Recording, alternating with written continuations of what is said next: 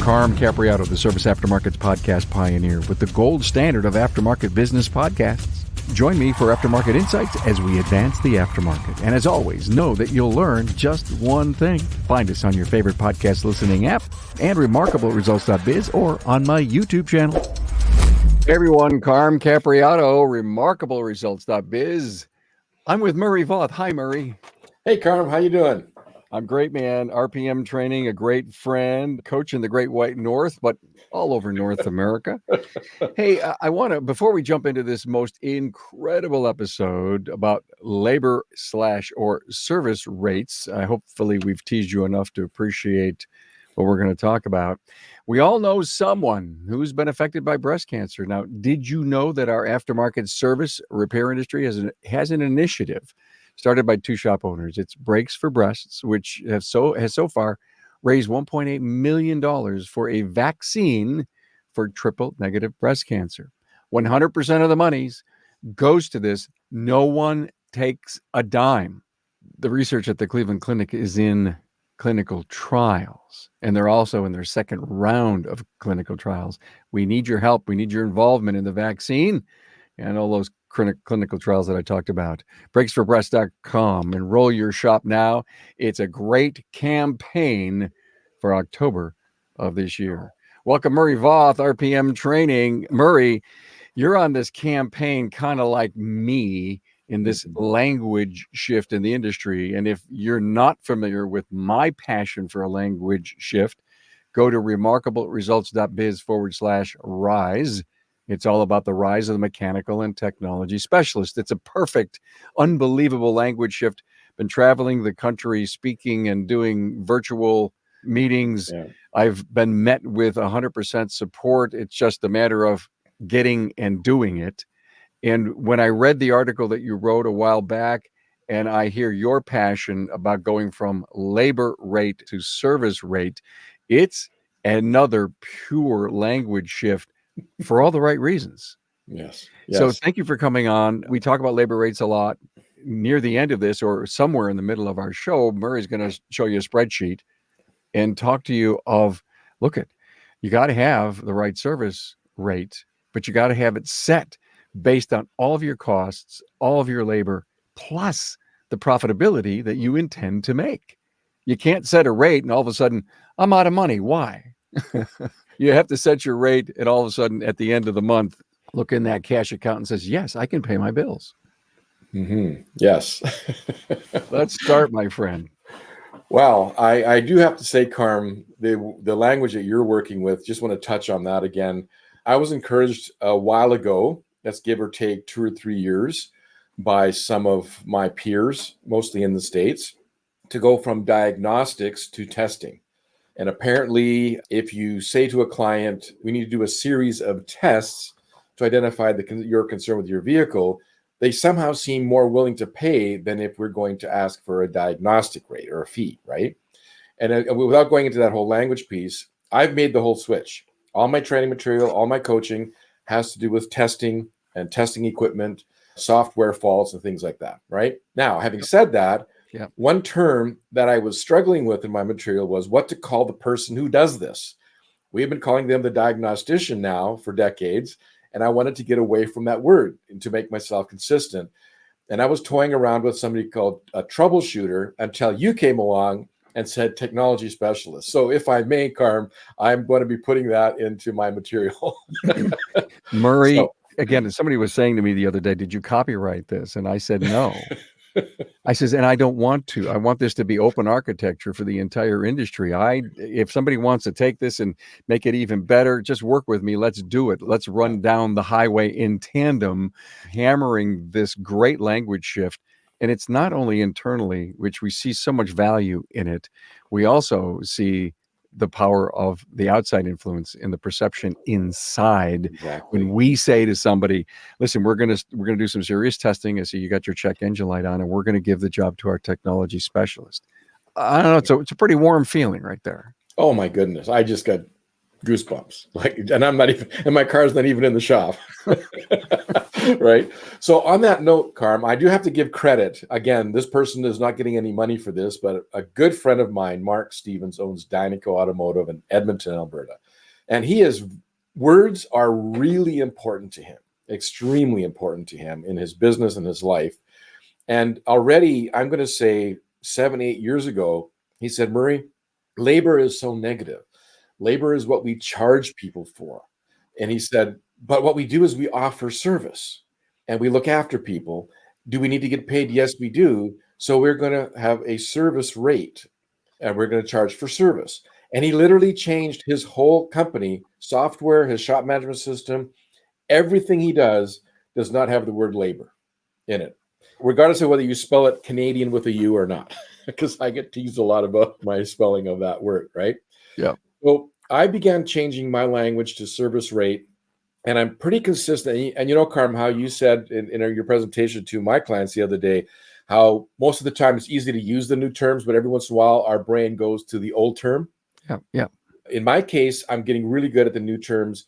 And I've noticed that when I use the old term is when I get a confused look from the other person's face, whether I'm on Zoom or whether it's in person. And I use the word service rate. They're like, huh?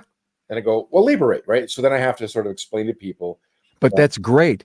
One of the things I love about what you just said is you have a chance when someone looks at you kind of weird and funny. They may have read your article, they may have heard you speak that, but when you say it again and you get one of those confused looks, man, you got a chance to get on that little soapbox of yours and explain it again. Because I think in the case of the rise of the mechanical and technology specialist, in the case of the language shift from labor to service rate, it's going to be a heavy lift. I get in front of people and I say, listen, it took 10 years to get technician to come out of our mouths and stop talking about mechanic or wrench. And it's going to take some time to get this to happen. But one day, naturally, it's all going to come out and we're going to thank Carm and Murray. There we go. Awesome. And a few other people, I think, as well. Exactly. Yes. So, Carm, when Mark and I were discussing this, and he has had, he influences other people in his circle of life and stuff. We talked about, well, what do professionals charge, right? You might see the term labor on a plumber's invoice or on another tradesperson's invoice. And we're not trying to insult the blue collar people by changing this. But when we take a look at what does an accountant charge, what is a engineer charge, they all charge for services rendered. They charge for service. All the professionals do, right? Now, I'm going to digress momentarily because of a Facebook post I saw this morning. I'm part of, as you are, part of a whole bunch of forums, which I barely have the time to read any of it, but every once in a while, a question will pop up by a shop owner. He's quite excited to have a diagnostic rate, not a testing rate yet, but that was his term. But he said, I get that. He said, but at what point do I price myself out of my market? Like, I don't know if my market will accept that, the pricing increase. Okay. And so this is a very common thing among shop owners where my customers won't pay for that. I'm in a small town. I'm in an economically depressed area, blah, blah, blah, blah, blah, right? And they can't see it. The thing is we're looking at it from our own position. We're looking at it from a blue collar position. We're looking at it from an economically depressed position of our own. We might, and remember, Carmen, you and I talked about the pathologically frugal person in one of our episodes about the cheap shop owner, right? They're cheap and that kind of stuff like that. I have an answer to this young man, but maybe I'll take time, maybe I won't. There's enough people answering his questions, so there's lots of good stuff out there. But the question I ask my clients, the people I train is, how many of you have doctors as clients? How many of you have engineers as clients? How many of you have bookkeepers, accountants? In fact, we had the head violinist of the Vancouver Symphony Orchestra as a client when I had my shop. Her husband was the head bassoonist, et cetera, et cetera. We had a rocket scientist as a client, right? He headed up a big university project in Canada on atomic stuff, whatever. And so the question is, every community has people that have money, every single one. Where do they take their car? So a lot of our language has to do with professionalism and perception. A lot of people say, what does professionalism mean? We're talking about our words and we're talking about our language. Carm, you went at length about how we look and our uniforms and our appearance, getting rid of the blue jeans and the dirty t-shirts that people are wearing, right? Having shop owners wear I call them Dockers as a brand, Hanes, whatever, black pants, dress pants that they don't have to be polyester. They can be cotton. They can be comfortable, right? Button-up shirts and stuff like that. As an owner, as a manager, service advisor should be in decent stuff, because we want to attract those kind of people. Now, that's a whole conversation about perception, and we're going to change the term to service rate. Now, one day Mark was really frustrated, and he said, Murray, and he rarely gives estimates over the phone, which is another whole episode. I'm sure you've probably done dozens of them on that conversation. Yep. And he has a way of handling it so that people don't feel put out, whatever. But he said, Murray, it's so frustrating to understand, for clients to understand that they're phoning to get a price on a brake job, or they're phoning out what is your labor rate, or the old word, right? And he says, so they're calling out what their labor rate is, and they're making a decision on one number and one factor. He said, so I've got highly trained technicians, mechanical and technology specialists. Oh my goodness, I got to work at this. Thank you for that. I have very experienced service consultants on my front counter. Mm-hmm. We wash and vacuum every vehicle. We use the absolutely highest quality part, and we have a 3 or 60,000 kilometer. Somebody do the math for Carm on the miles versus kilometer warranty. All right, whatever that might be, 40,000 miles, right? And he said, the guy down the street, and he says, and my service rate is 155, let's say, as an example. He says, the guy down the street is at 95. He's got dirt floors, seriously, dirt floors in the shop, right? Nobody's in uniform. They don't have a service advisor of any kind. It's whoever answers the phone deals with it, whether it's a technician, whether it's, and let's put it this way. Let's use the word mechanic back for that shop. He said, people don't know what they're comparing. He said, we should talk about a facility service rate. What does my rate come with compared to what that person's rate comes with, right? My rate comes with all of this. That rate comes just that. And for the listeners, we are going to be sharing a screen here momentarily to sort of elaborate a little bit on some of the math behind setting a service rate. Right. Now, initially, I thought about, what does it cost a business to add a service consultant, service advisor? What would that do to the facility service rate? What would it cost to add a loaner vehicle? What would it cost to give the technicians a raise? What would it cost to hire a porter to wash and vacuum, shuttle driver, stuff like that? What would it cost? So we went down the path of that. And as I created the spreadsheet that we're going to share here, all of a sudden, dozens of other factors came into play. And it just was mind-blowing to realize that there's hundreds of variables that affect what your service rate can be. Now, we're going to cover a dozen or so within our time here. Maybe not quite. Carm will time me on this whole thing. But at the end of the day, what we want to do is talk about the value that comes with that facility service rate. Now, Carm, something that frustrated me as a shop owner with my coaches, because I was coached for many years, and I believe coaching company clients are frustrated with myself and my peers, my competitors, is we tell them to improve your parts margin or raise your service rate, or we tell them to charge more for something. And then they're like, the shop owner's like, I don't know, I'm nervous, and then they say, well, just show the value. Just show the value. And that's where the sentence ends, right? And we leave those shop owners hanging. And so this conversation is about some ways to show the value, all right? I love where you're going with this. I think there isn't a person who's listening that isn't bought in so far. I know it's a heavy lift and it's a paradigm shift for people. But when I think about the service rate, Murray, one of the things that I think about is, would anyone walk in and say, hey, what is your service cost?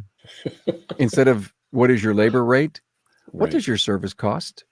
Oh, what can we do for you today? Well, I got your brake job. Let's get it inspected. We'll find out what the service is going to cost you. Instead of saying my labor rate is 125, well, the guy down the street is, and the guy up the street is. And again, the reason that we want to wait for them to come in and we want to give them a quote on the entire job should not include what the labor rate is today. It just should be for the entire service, and which is what I love about the words service rate. Yeah. So my service cost includes my service rate. I love your analogy, Carm, which goes back to one that is commonly used, but I think you've just given a new view of it.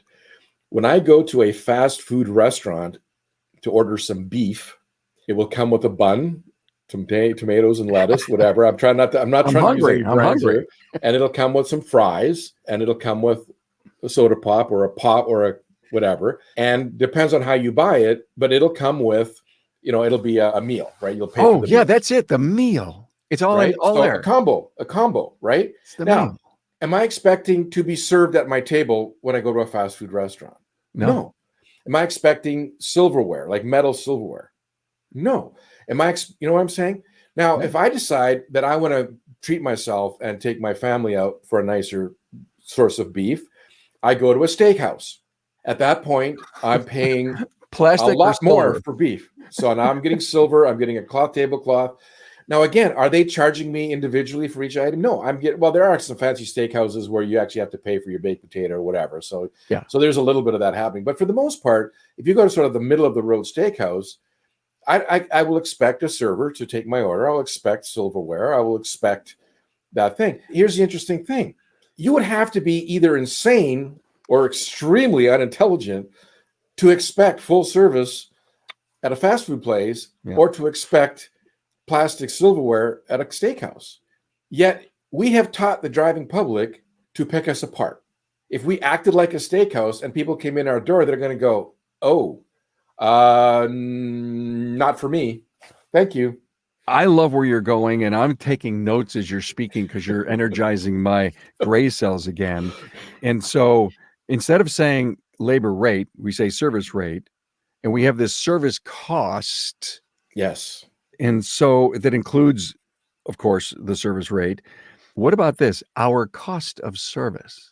If we're going to give them the number, Murray, and we tell them that, hey, instead of saying our cost for the brake job, there's the word job. I think job is right. It's, did you get that job done the other day? Yeah, the job. No, I went to a shop and their cost of service for my brake job was. I like that. Carm, you just created another vocabulary change. I've written notes too. Wow. I mean, I'm going to highlight this and do something with it. I'm going to hold you. I'm going to hold you to task, Murray. Oh my goodness. Okay. Our cost of service is, right? Yeah. Our cost of services. Yeah. Yeah. Awesome. Hey, it's no secret. We're facing a technician shortage, and NAPA Auto Care has a solution with the NAPA Auto Care Apprentice program. The program was pioneered by one of our own. Pete McNeil and Master Technician Jake Sorensen from McNeil's Auto Care in Sandy, Utah, realized that the problem of not having technicians available for hire was not going to solve itself and decided to take action and look at a different audience of individuals available for hire. A focus was put on younger individuals with the right passion, desire, and attitude to work in the automotive repair industry. Jake and Pete sought after these individuals and developed a technician apprentice program to give them the training needed to become a successful technician in today's world. The NAPA Auto Care Apprentice program includes a comprehensive 9-stage curriculum that includes a variety of types of training, and they are classroom training videos exclusive to the apprentice program. Now, these videos provide in-depth training from a successful master technician. Also, Autotech classes with instructor-led courses offered through NAPA Autotech and Autotech e-learning. This web-based e-learning is designed to target specific training topics. And finally, hands-on learning. The apprentice will apply the skills gained from the classroom training videos, Autotech instructor-led training, and Autotech e-learnings in the shop with the guidance of a mentor. The apprentice program curriculum is competency-based, meaning an apprentice can move through each stage at a pace that best suits them. Most apprentices complete the program within 2 years. Upon completion, apprentices will have earned ASE G1, A4, A5, and AC certifications, adding industry validation to the skills an apprentice acquires. Look, having an apprentice in your shop will ultimately benefit your bottom line as they advance through the program. And in most cases, as the apprentice develops their skill set producing billable hours, you'll begin to see a growth in your gross profit by stage 5. One of the largest barriers to entry for individuals looking to enter the automotive repair industry is the cost of tools. Now, keep your apprentice motivated with an apprentice toolkit. Now, NAPA Auto Care has worked with our supplying partners to offer an exclusive comprehensive tool set, including a 4-drawer tool cart for all registered apprentices. Hey, to learn more, members can visit member.NAPAAutoCare.com. Well, could I share some calculations with Absolutely. folks? I'd All right. love to, because there's a whole lot of math that we're calling up a screen here. Listen, if you're listening through audio, you're going to hear Murray walk through this thing. But this is on our YouTube channel, Carm Capriato YouTube channel. Love to have you subscribe to that. You'll get all the episodes. Every episode is on video too. So now we have a chance to see the screen, Mary. Yes. So we have a shop here that is 568,000 in sales. It's a small location. I always work exercises with small locations because that way they can't use the excuse that that doesn't work for my small shop, right? So line 4 here, occupancy cost, right? Okay. Right there. So 568,000, 569,000 in revenue. They show a net profit of 50,000. Their technicians, they have 3 of them, are getting paid an average of $25 an hour. They've purchased 165,000 in parts. And of their total 6,000 hours that they have available, if you have 3 technicians times 8 hours is 24, times being open 250 days is 6,000 hours available time to sell. They've sold just over half of that. They've sold 3,240 hours of that month. And their current labor rate, now you notice I use my old word, Yeah. because they haven't made the change yet. There is $97.27. All right. So down below here, it says facility service rate, which currently is exactly the same to balance the sheet to be the same. All right.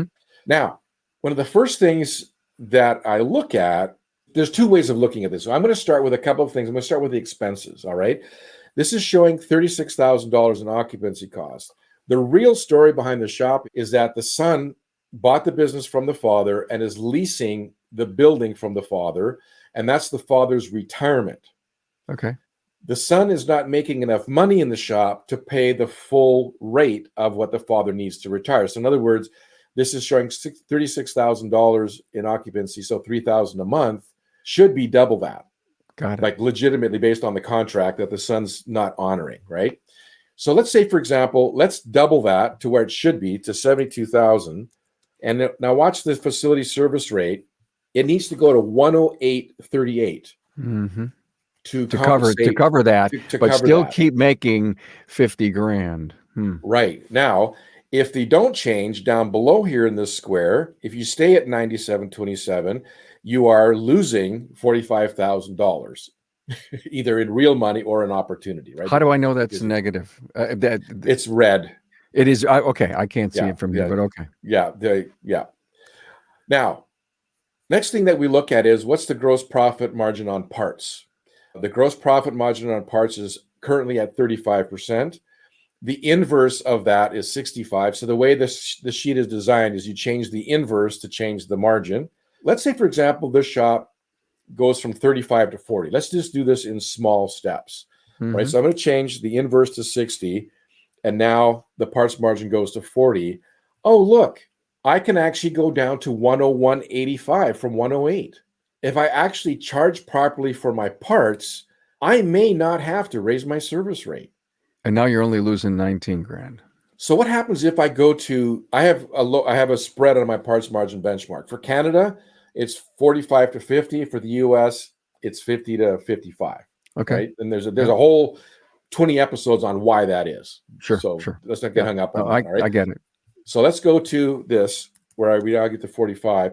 I can actually go down to 94.14. I can actually go lower than what I was charging before if I get my parts margin to 45%. Now, I always caution people, don't go backwards. Please, you've worked hard to get your rate to where it is. Do not reduce your rate, right? It gives you an opportunity to maybe keep it the same, to remain what you might consider competitive. That's another whole conversation, what that word means. So let's say, for example, we take a look at the owner's service advisor's salary of 50,000. The owner is the one that is the advisor. They don't have an advisor. So let's say, for example, they hire an advisor and are able to still pay themselves $50,000. So let me add a $50,000 owner salary. I'm going to go from 94.14.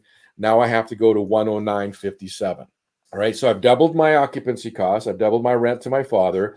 I've now paid myself $50,000 for the year. I now need to be at 109.57, and my parts margin is closer to where it should be. As a side note, you expect me to pay my service advisor the same amount of money that I'm making You're nuts, Murray. No, sorry. You hear that every once in a while? I don't hear that very often, but what I do hear often is that I make less than my highest paid employees. Okay. Yeah. Okay. Right. So It's similar still words. same Right? vein. Same vein. Okay. Okay. Now, just bear with me here for a moment. Another terminology that I've changed many years ago that maybe has not made as much traction as it could have been is I no longer use the word shop supplies.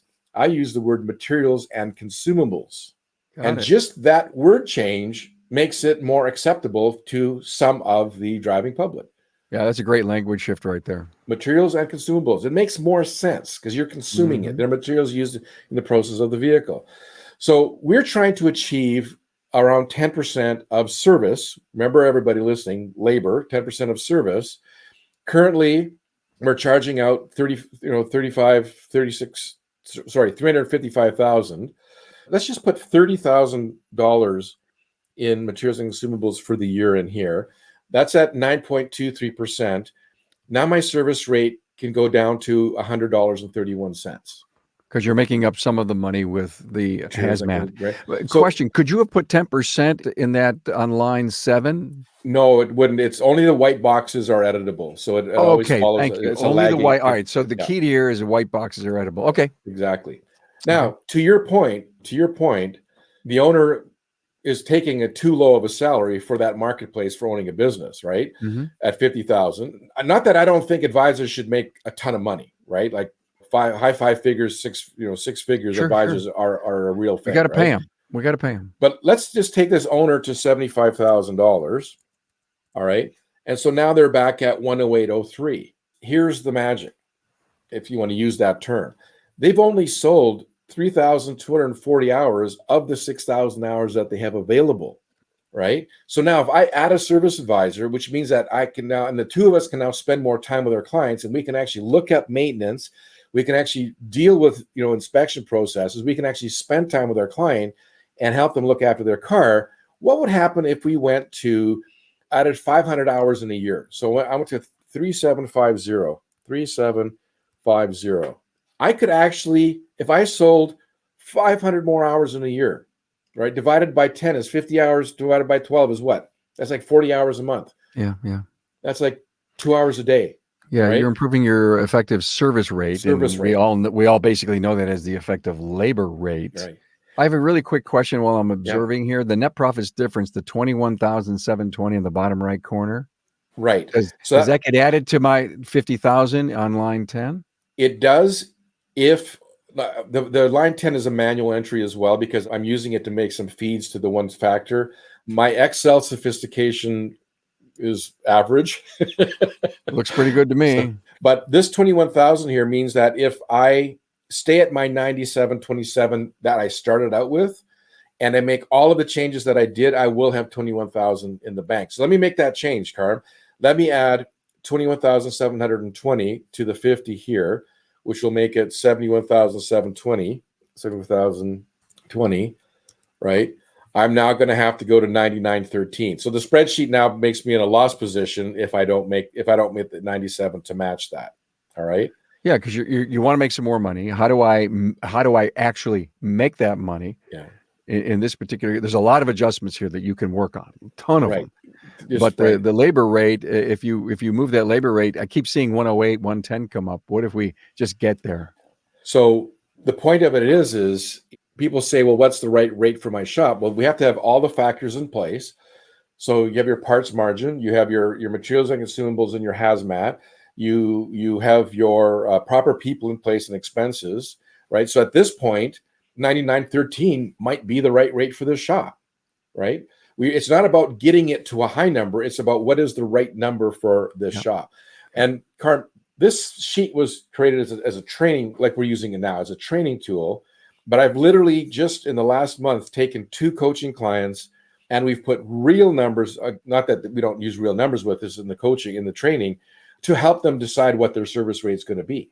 Sure. So one gentleman is at 130 or 135, and his marketplace is talking about going to 140 and 145. So some of his peers and competitors, it's actually a not bad community for shops. They talk to each other a little bit, a few of them, right? Which is refreshing, very refreshing. Mm-hmm. And a couple of the guys want to go all the way to 145. And my client's like, I get that we need to go up. I want to go up there. He said, but how can I walk a middle line where I go up, but I'm still just below those guys that want to be the highest? Because there is an advantage to being just below because of a perception piece, right? We don't. Now, again, some of the other coaches will say, well, why not be the highest in the marketplace? I don't have an issue with that, right? If you're bringing the value to the table and your clients are paying for it, I have no issue at whatever being at that rate. But Carm, I also have found that a lot of shop owners will take training, will take coaching, and they will stall. And they will stall. They will plateau. And as I dig into it, because this happened to me too when I was being coached, what I find out is they have reached their personal belief system of what they can do. They are beginning to believe that the coach is lying to them. They're believing that they're being bullied into making these changes into high prices. They get to a point where they can make so they get to a point where they hit a wall emotionally and intellectually. We call it an emotional bank account. All right. Carm, what I find is if I work with real, I can make way more progress than always showing the highest. So I'm the proof of what you're trying to explain and all the different switches that you can turn on and off here, the levers that you can pull. To me, Murray, the buy-in on making some of these specific moves is huge. Okay. The buy-in, he's bullying me. No, I'm basically showing you numbers.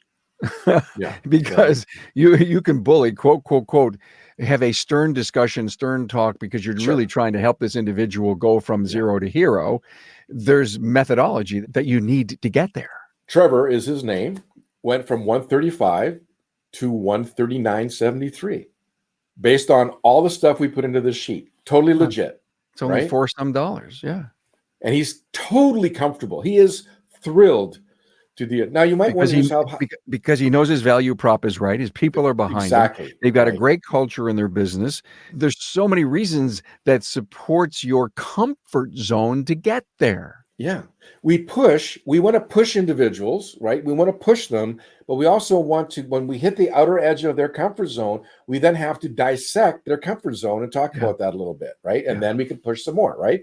Now, we haven't talked about technician wages, average of $25 an hour. Lord help us all. I mean, that's nothing, right? There's a mistake.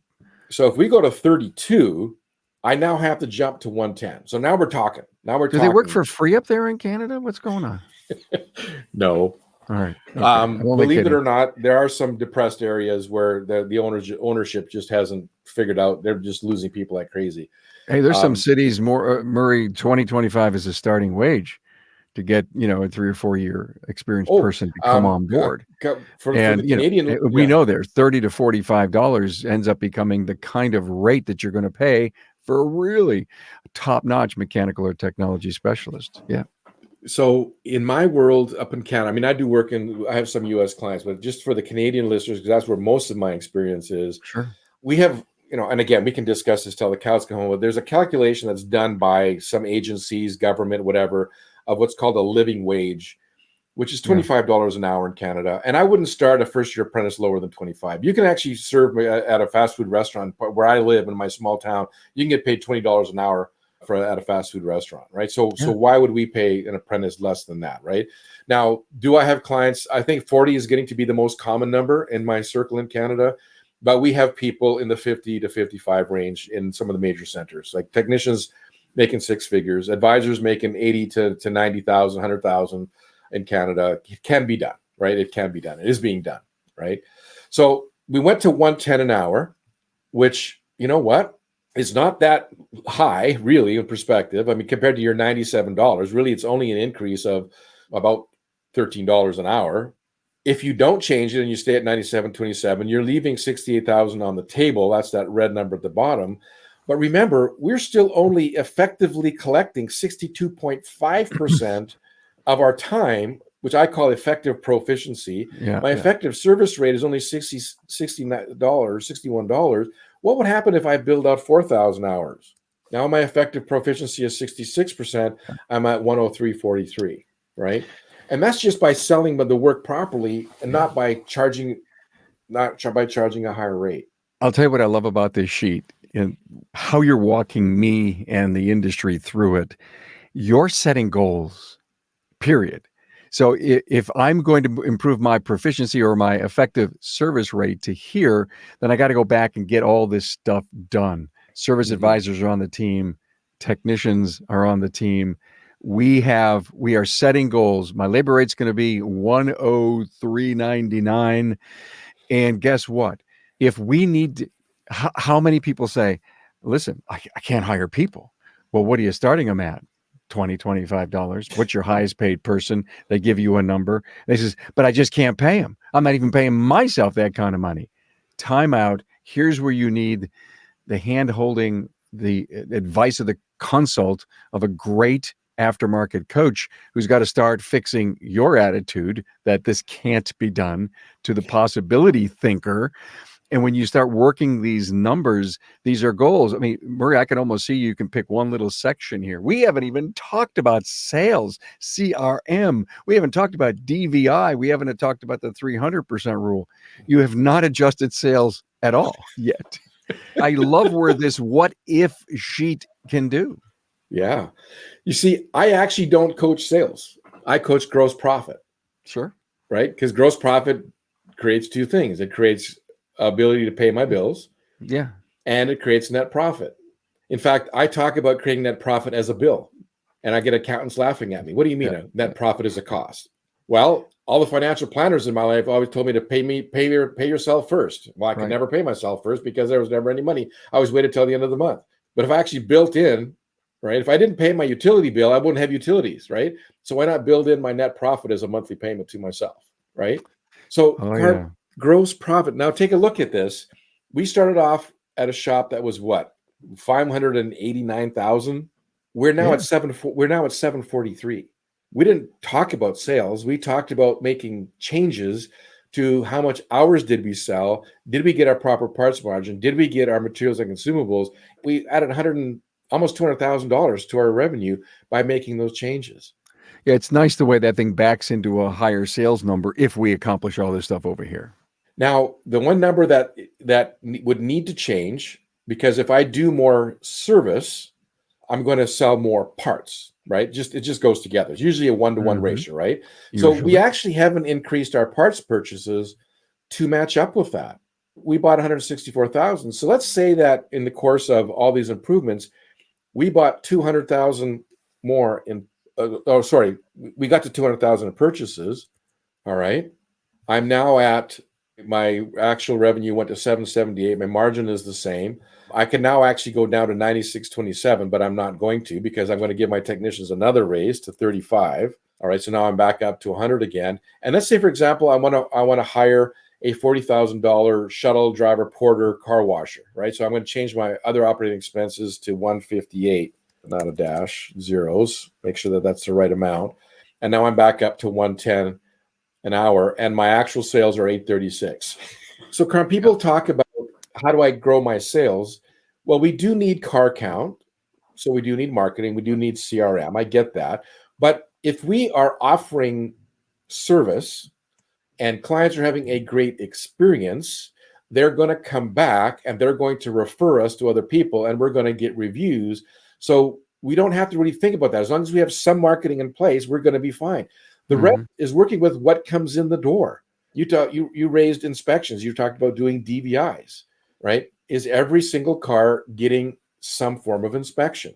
So what we do is we coach to behavior, not to sales. And you coach to behavior, the sales will follow. We identify, the 300% rule. I have mine is 400%. I had to add one more just to be of course. Murray has to be different. I get it. Right. And again, I don't even remember everybody's version of this, but here's my quick version of it. 100% of vehicles coming in get some form of inspection. Again, folks listening, it might be a simple, small 10-point inspection with a tire changeover. It could be a 30-point with a maintenance service. Oh, by the way, Carm, I did my last oil change in 1993. I've only done maintenance services ever since then.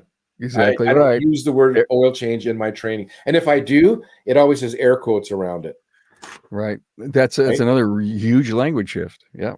Anyways, or you might have a full bumper-to-bumper inspection that you're doing on that vehicle. So 100% of vehicles get an inspection. 100% of what is identified is estimated. 100% of what is estimated is presented. And again, it's Yeah. presented professionally. We don't use a sledgehammer with people. We prioritize, etc. And then my fourth 100% is 100% of what is not purchased is deferred, which then comes up at the next visit. It's brilliant. Yeah, I love that. These are some small tools for all the listeners to get some real traction in the business. And Carm, I want to get this spreadsheet. It's in your inbox in a moment. If Well, I anybody know would that. like- I get that. But I mean, my listener says, listen, Yeah. I've not watched the video, but when I get to watch it and I'm seeing how Murray is doing all these what if scenarios here, and I'm seeing how I can set new goals and make adjustments. Love this. How can I get my hands on that? Two sources. One is go to rpmtraining.net. There's a contact form on the front page. Just put your information in there and say, please, I want the facility service rate calculator. Perfect. Or email me directly at murrayvoth@rpmtraining.net and I'll send it out to you. Perfect. Those of you that use the contact form is probably faster because my assistant will reply to it and send it to you. Nice. And thank you for offering that. The cost to you will be a newsletter maybe once a month. I do not spam people. Oh, nice. So if you sign up to get it, you're going to get a Murray Voth newsletter once a month, which is titled as his gift to you, as he gives you a gift back to you. I got it. You know what? No one can expect anything more. I love this. When I think about spreadsheets, you don't have to be a super geek at Excel to get something this simple and start playing with it. You just don't. Play with the white boxes. Exactly. Now, when somebody gets that, will the white boxes be empty, or are you going to have stuff in it? I probably will have the shop I started with in it. Okay. All right. Yeah, that's my trial copy. I would say, what was I going to say about that? But please go through when you do this and be sure that none of the white boxes that Murray gave you have any other data in there but yours. Correct. Maybe the reason why I don't have it at 0 is because the whole thing goes into hashtags and how Excel it ends is, up right? Looking ugly. Yeah. It looks kind of ugly and it confuses a few people. There was another when you brought that up, I was going to explain one more thing about what it shows up with, but now it's slipped my mind. Sorry. It's okay. It happens. I've been known to do that to people. So yeah, I'm very proud of my newsletter, by the way, Carm. It's titled WWMD. I know. What would Murray do? I love that. So, we were playing around with that at Apex, I think, last year. Yeah, you guys were wearing you guys were wearing the hats. The hat. What would Murray do? I love that. This is really bugging me that slipped up on. Oh, I remember now. You'll notice that the spreadsheet will come up with like odd numbers, like 110, 77, 97, 27. It'll come up with these interesting numbers. Sure. Now, historically, I was taught many, many, many years ago by my coach, Bob O'Connor, to always have an odd number for my service rate because it's more difficult for people to calculate what 2 hours is, et cetera, right? Now, in one of my coaching groups, in my mastermind groups, the topic of service rates came up. We were discussing this sheet. And one group member said to the other, so why 77? And the owner went, oh, that was the year I was born. And so in RPM circles now, doesn't matter what the spreadsheet calculates, what the owners put in as the decimal points is their birth year, the last 2 digits of their birth year. That's really cool. So it's kind of a cute little thing to have in there now again, if you're born in 2001, it's not the best. For the whole number, the 110.77, would the whole number, the first 3 digits, be odd also? Is that 110 is even? I have no problem with the 110 being what it is and then just having the 77, because if they do multiple hours on a repair order, it's going to be 221 and change, right? It'll come out weird. But if somebody wants to really play around with that, they could make that 110, 111 or whatever. I mean, what's the difference? And I would change that word labor to service. Now, again, remember, this is their old number. This is the new number, service rate. Oh, down below. I'm sorry. Facility service rate. Got it. Down below. That's the old and to the new. I got it. Okay. What you're saying is it's calculating 110.77 and you're supposed to go down there and put it on line 27?